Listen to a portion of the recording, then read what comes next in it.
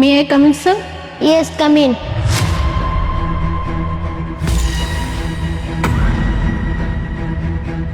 কি ব্যাপার? তোর মতো এরকম একটা ছোট বাচ্চা এই অফিস রুমে কি করতেছে? হ্যাঁ, তাও বসের চেয়ারে।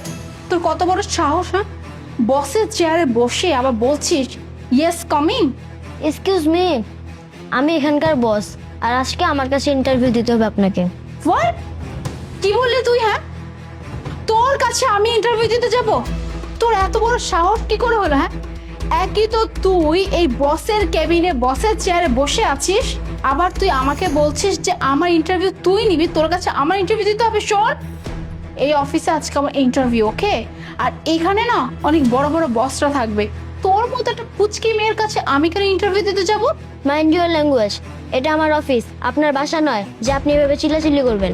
এই তুই এত বড় সাহস কি করে পেলি? হ্যাঁ, তুই আবার আমাকে এটা বলছিস মাইন্ড ইউর ল্যাঙ্গুয়েজ? হ্যাঁ, শোন, এই অফিসের যে মালিক তার কাছে আজকে আমি ইন্টারভিউ দেবো। হ্যাঁ, আর তোর মতো একটা পুচকি আমার সাথে এইভাবে ব্যবহার করছে? হ্যাঁ, তুই জানিস আমি যদি তোর নামে কমপ্লেন করি তোর অবস্থা কি হবে? হ্যাঁ, এই অফিসের মালিক আমি, আর আজকে ইন্টারভিউ তুমি আমার কাছেই দিবে। এই অফিসের যে মালিক সে হচ্ছে আমার বাবা।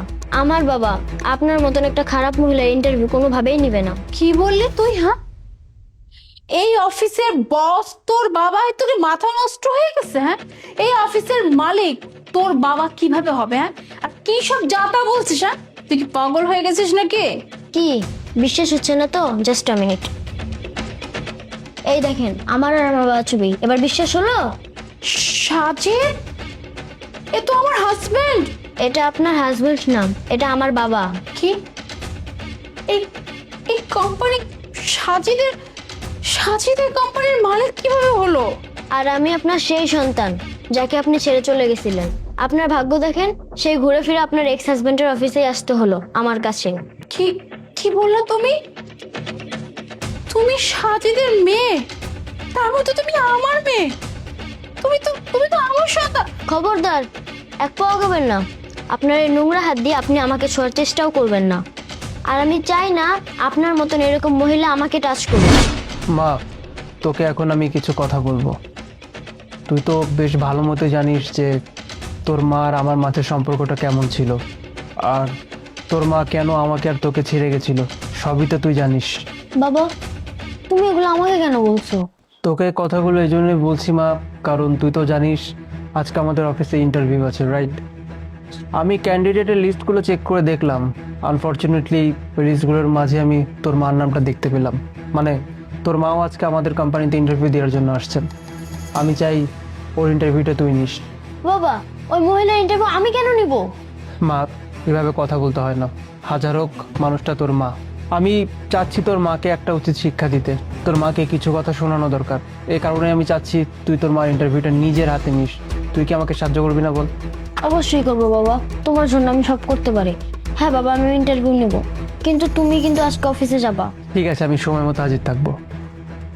ওকে। মামুনি, ইন্টারভিউ কেমন হলো? খুব ভালো। সাজিদ, সাজিদ, এই কোম্পানি তোমার? তুমি বুঝতেই পারিনি তুমি এত বড় কোম্পানির মালিক হয়ে গেছো।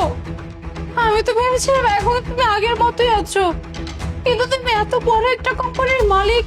আর ও ও তো আমাদের মেয়ে। তুমি জানো সাজিদ, আমি যখন জানতে পারছি যে ও আমাদের মেয়ে, আমি ওকে ছুঁতে চাইছি কিন্তু ও আমাকে ছুঁতে দেয় না। এমনকি ও আমাকে মা বলে পর্যন্ত ডাকে নাই। ও আমাকে কতটা ঘৃণা করে। আসলে আমি তো ঘৃণা করার মতো একজন মানুষ, তাই না? কারণ ওকে আমি ছেড়ে চলে গেছিলাম নিজের স্বার্থে। একটা বার এটা চিন্তা করি না এই দুধের বাচ্চাটা কি করে থাকবে, কি খাবে। সাজিদ, আমি অনেক বড় অন্যায় করে ফেলছি, আমি এখন বুঝতে পারতেছি। সাজিদ, আজকে আমি এখানে ইন্টারভিউ দিতে আসছি। প্লিজ, তোমার কাছে একটা রিকোয়েস্ট, তুমি আমাকে এই জবটা দিবে প্লিজ। এই জবটা আমার খুব দরকার।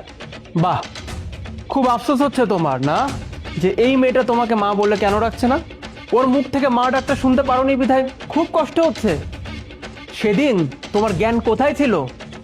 দুধের একটা বাচ্চাকে ফেলে যেদিন চলে গেছিলে তুমি তোমার বয়ফ্রেন্ডের হাত ধরে, সেদিন তোমার মনে ছিল না? আর আজকে এই বাচ্চা মেয়েটা বড় হয়ে তোমাকে মা বলে ডাকছে না বিধায় খুব কষ্ট হচ্ছে তোমার, তাই না মুনা? জানো, আমারও সেদিন অনেক কষ্ট হয়েছিল। যেদিন তুমি এই দুধের বাচ্চাটাকে ফেলে রেখে চলে আসছিলে, আমি কুল কিনারা খুঁজে পাচ্ছিলাম না। এই বাচ্চা মেয়েটাকে আমি মানুষ করব কি করে? আমার কাছে তো তখন টাকা পয়সাও ছিল না, আমি বেকার ছিলাম। কতবার তোমাকে অনুরোধ করেছিলাম যে মুনা, মানুষের ভাগ্য বদলাতে সময় লাগে না, এই বাচ্চা মেয়েটাকে ফেলে রেখে তুমি যেও না, আমাকে ফেলে রেখে তুমি যেও না। কিন্তু সেদিন তুমি কোনো কথা শোনোনি, খুব অহংকার দেখে চলে এসেছিলে। কি বলেছিলে? আমার নাকি কোনো যোগ্যতাই নেই তোমার চাহিদাগুলোকে পূরণ করার, আর এই বাচ্চার জন্য তুমি নাকি তোমার সুন্দর জীবনটাকে নষ্ট করতে চাও না। এই কথা বললে তো বাসা থেকে চলে এসেছিলে, তাহলে আজকে হঠাৎ এই কথা কেন বলছো? ওই যে কিছুক্ষণ আগে বললাম না, মানুষের ভাগ্য বদলাতে সময় লাগে না। আমার বেলাও সেটাই হয়েছে। আমার এক পরিচিত বন্ধু তার চাচার কোম্পানিতে আমাকে জব দেয়। কোম্পানিটা ছিল একটা বাইং হাউস। ওখানে আমি জব নেই, কাজ করতে থাকি। তারপরে বাইং হাউসে তো বিভিন্ন বিদেশি বায়াররা কাজ করতে আসে। আল্লাহর অশেষ রহমতে একজন বায়ারের হাতে আমি পড়ি। সে বায়ার আমাকে অনেক পছন্দ করে। তার সঙ্গে কাজ করতে করতে আমার একটা ভালো সম্পর্ক ক্রিয়েট হয়ে যায়। পরে আমি সেই বায়ারকে বলি যে আমি নিজেই একটা বাইং হাউস খুলতে চাই। এরপর যা যা করার সেই ব্যবস্থা করে যায়, কারণ সেই মানুষটা আমাকে অনেক বিশ্বাস করতো। আর তার সাহায্য নিয়ে আজকে আমি এই কোম্পানিতে দাঁড়িয়ে আছি, মানে এই কোম্পানির ওনার তুমি। আর যে ভাগ্যের দোহাই দিয়ে তুমি সেদিন চলে গিয়েছিলে আমাকে আর আমার এই ছোট্ট মেয়েটাকে ফেলে রেখে, দেখো আজকে ভাগ্যের কি সুন্দর খেলা। সেই তোমাকে আজকে আমার অফিসে এনে দাঁড় করিয়েছে ইন্টারভিউ দেওয়ার জন্য। আর আজকে আমার মেয়ে তোমার বসে তোমার চাকরি ইন্টারভিউ নিচ্ছে। ভালো লাগছে না খুব? বলো। সাজিদ, সাজিদ প্লিজ আমাকে জবটা দাও। সাজিদ, আমার হাজবেন্ড অসুস্থ, আমার এই জবটা না পেলে আমার অনেক বড় ক্ষতি হয়ে যাবে। প্লিজ আমাকে জবটা দাও। ও আচ্ছা, তোমার চাকরিটা খুব দরকার। ওকে ফাইন, আমি দেখছি তোমাকে চাকরিটা দেওয়া যায় কিনা। মা, এই মহিলাটাকে কি চাকরিটা দেওয়া উচিত? না বাবা, আমি চাই না আমার এই কোম্পানিতে ওনার মতন একজন খারাপ মহিলা জব করুক। তাই বাবা বলতেছি ওনাকে তুমি জবটা দিও না। Good, very good. কে? আমার মেয়ের মুখে তো সবকিছুই শুনলে, এরপর তুমি কি আশা করো যে তোমাকে আমি জবটা দিব? আমার মেয়ে যেহেতু বলে দিয়েছে তোমাকে জবটা দেওয়া উচিত হবে না, অতএব আমার পক্ষে সম্ভব না তোমাকে জবটা দেওয়া। শুধু শুধু এখানে দাঁড়িয়ে সময় নষ্ট করো না। যাও, তুমি সসম্মানে আমার অফিস থেকে বেরো যাও। বের হয়ে যেতে বলেছি মুনা, কথা কি কানে যায় না? বের হয়ে যাও।